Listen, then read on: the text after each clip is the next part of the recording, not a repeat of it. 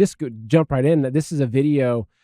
This is Manchester, right? This is just one of the many scenes that we're seeing coming out of England, and there's obviously a massive shift. There's people referring to it as a potential civil war emerging, where they've obviously pumped all these immigrants into countries like this, and now we're seeing what happens right after a while. So I guess I'll let you start wherever you want to, but what are you seeing happening in Europe and London and England right now? Like, how do you make sense of this?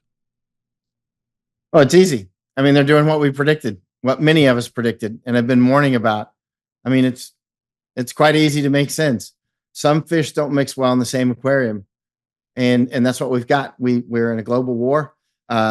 Many of the globalists on like World Economic Forum sort of partners, Soros and others, want these weaponized invasions to replace us. They're very clear about it, not conspiracy. We've reached a point actually when people call that conspiracy theory, I shut them, I wall them off because I don't have time for them. We got to focus on serious people at this point because we don't have much time left.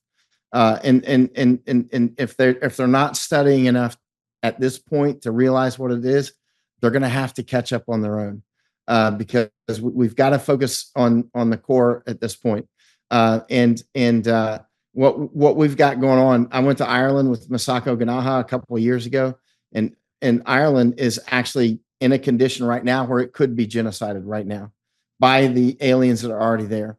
I mean, it's about 1/3 aliens estimated now in Ireland of the population. But keep in mind the population that's actually Irish. Many of those will be elderly people, women, and children. So when you match up man to man, they're probably closer to parity at this point. And keep in mind, the men who are coming in, high testosterone, they're coming in, many of them as like tribal units, like a lot of Afghans there.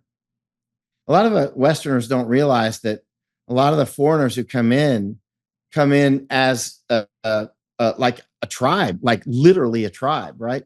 And so you think it's individual against individual because we're Westerners. That's what we think, And because when I bring this up to Americans and Europeans, a lot of them just have no concept of that tribes not only still exist, they are probably the predominant governmental, if you want to call it that, or anthropological structure out there, right?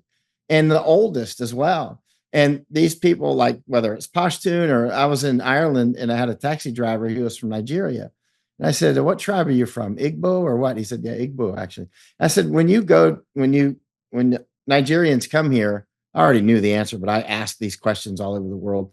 I said, when you come here, do you like when you're looking for, people to live with or be with or work with, circles, do you find other Nigerians or the other Africans or people from your tribe? He's like, oh, no, only Igbo.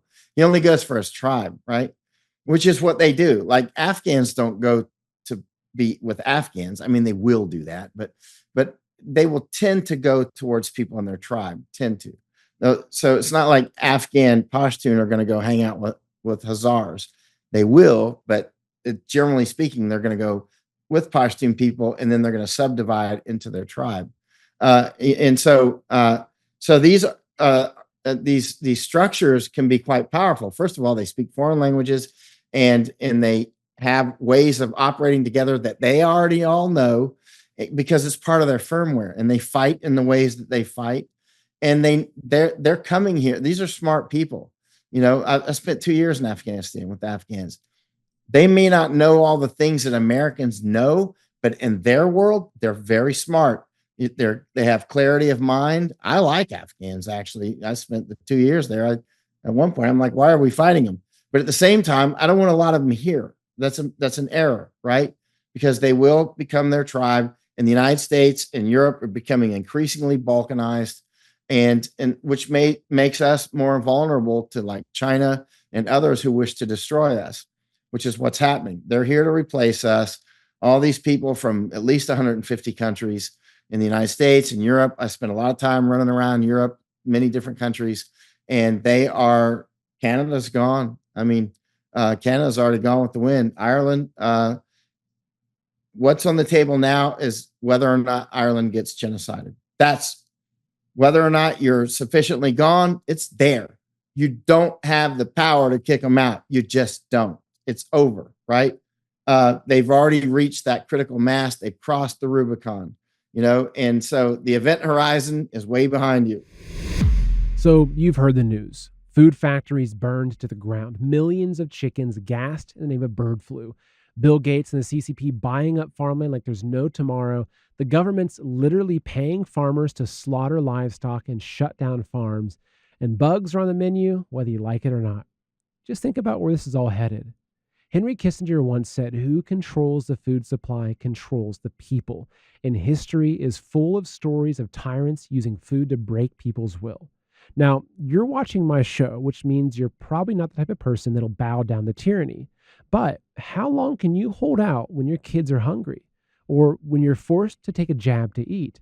Look, I understand you have your own situation and you can only do what you can. But imagine how good you'll feel knowing you've got a couple months of food stashed away for when it all hits the fan. And as the old saying goes, it's better to have it and not need it than need it and not have it. But listen, not all storable food is created equal. A lot of the big food bucket companies use cheap fillers to lower the price per calorie.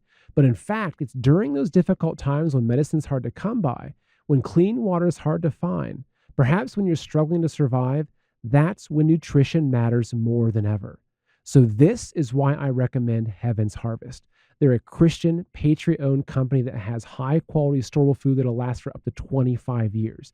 So don't waste another minute. Go to heavensharvest.com, and when you use the promo code Seth, you'll save 15% off your entire order. Again, that's heavensharvest.com and promo code Seth to save 15%.